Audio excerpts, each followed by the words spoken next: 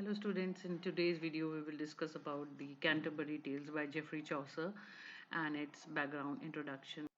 So the Geoffrey Chaucer was considered as the father of English poetry, and he wrote vernacular common language of the people English and served as a soldier, government servant and a member of parliament, and he introduced iambic pentameter, and he's the first writer but he didn't Westminster Abbey.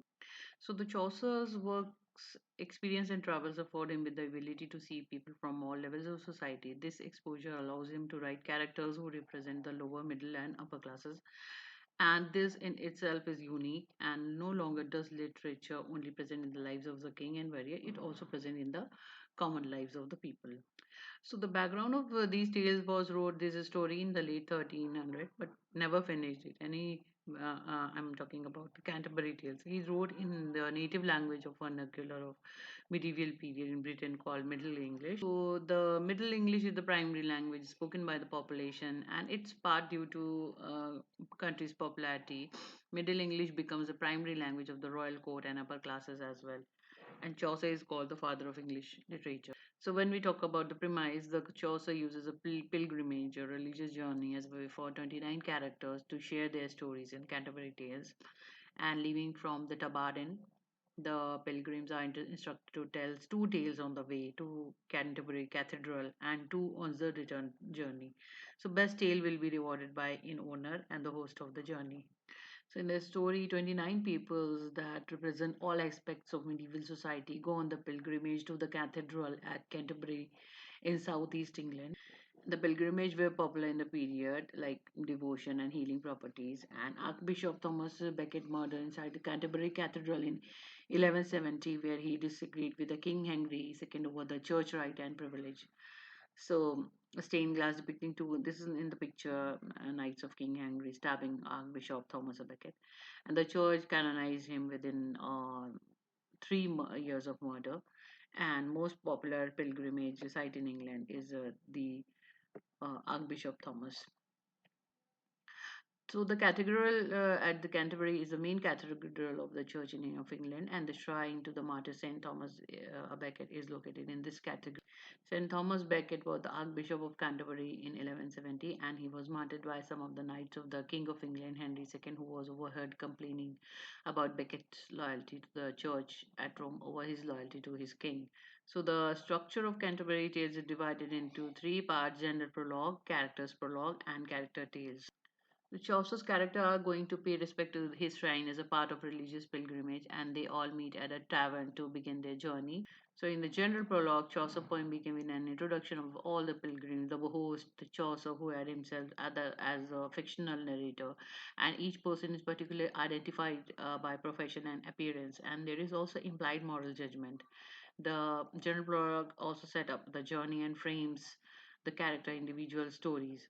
The literary characteristic is the frame story, a literary device in which a small story is told within the context of the tale. Like Chaucer is telling the story of the pilgrims, within that smaller tales are told. So he introduced heroic couplets, two paired lines of poetry written in iambic pentameter, and the pair of couplet must rhyme be. And this is introduced by Chaucer as well. Like example, you are off to Canterbury. Well, Godspeed, bless Saint Thomas, answer to your need. There is a satire also when an author ridicules and exposes the fault of his or her subject. He used order to provoke change. The Canterbury Tales is very important in satire, pointing out the need for change in medieval beliefs and practices. Two tools Chaucer used to create satire are one verbal irony and second was physiognomy. So, verbal irony when there is a meaningful contrast between what is said and what is actually mean. My example, the best monk, when the monk does not really adhere to the ideals of the monastic life. And second one is physiognomy, the use of physical appearance to suggest attributes of a person's character or personality. Example, think of evil stepmother figures in Disney movies, and their harsh and angular appearance always hint at their malevolent motives.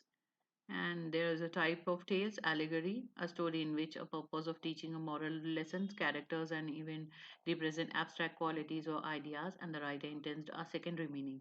So characters are often personification of abstraction like greed and envy, etc., like a pardoner's tale. Included romance also, the story focusing on the episodic adventures of knights and the challenges they face, like the wife of the bath tale. And some of the characters, like the host of the tavern or innkeeper, is the man who suggests that the pilgrims each tell a story on a way to entertain in a group. Chaucer intended for each to tell two stories, but he only got to write one piece. And these are the characters of the wife of a bath and the pardoner. These are the characters are the priest and the miller. These are the characters knight and his square.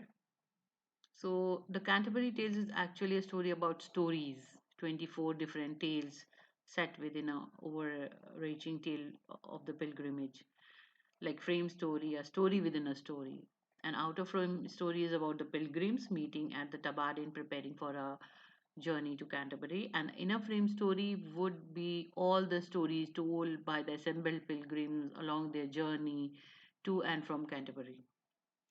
So, in the prologue, Chalker sketches a brief but vivid portrait of each pilgrim, creating a lively sense of medieval life. And the description may literally describe an article of clothing, but figuratively imply something about that character. Definitions are try to describe the hyperbolic or humorous ways, but with intent for change. So, your novel has end up to moment breaking news quality we intend to publish in. Like, this is the snapshot of an era.